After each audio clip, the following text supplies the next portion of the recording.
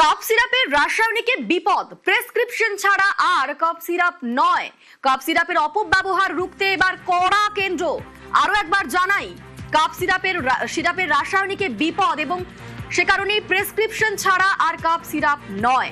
Cup সিরাপের অপব্যবহার রুখতে কড়া কেন্দ্র।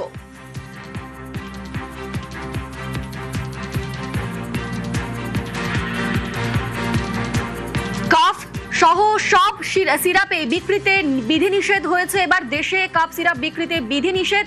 কাপ সিরাপ সহ সমস্ত সিরাপেই এই বিধিনিষেধ।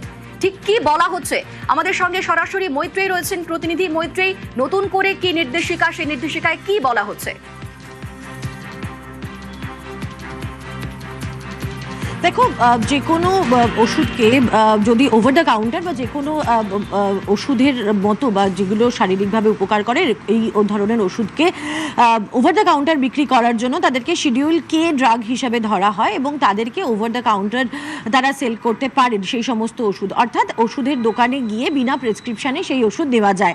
এতদিন পর্যন্ত কাফ সিরাপ সেই তালিকাভুক্ত ছিল, অর্থাৎ কোনো প্রেসক্রিপশন ছাড়াই দোকানে গিয়ে ওষুধের দোকানে গিয়ে কেউ যে কোনো কাফ সিরাপ কিনে আনতে পারতেন। কিন্তু গত বছরে দেখা যায় একের পর এক রাজ্যে একাধিক ঘটনা দেখা যায় যেখানে বিষাক্ত কাফ সিরাপের কারণে প্রচুর মানুষের মৃত্যুর ঘটনা দেখা যায় এবং সেখানেই তারপরে নজরে আসে যে এই কাফ সিরাপের বিক্রির ক্ষেত্রে এবং বিশেষত কাফ সিরাপের মধ্যে যে যে কম্পোনেন্টগুলোকে ব্যবহার করা হচ্ছে তার উপর রুলস, রেগুলেশনস এবং নজরদারিতে খামতি রয়েছে। এবং এই নজরদারির ঘেরাটোপ আরও বাড়ানোর জন্যই ডিসিসির কাছে ড্রাগ কনসালটেটিভ কমিটি, যেটা ড্রাগ কন্ট্রোলার অফ ইন্ডিয়ার একটা অন্যতম শীর্ষ কনসালটেটিভ টিম, তাদের কাছে এই প্রস্তাব যায় যে কাফ সিরাপকে শিডিউল কে ড্রাগ থেকে সরিয়ে দেওয়া হোক।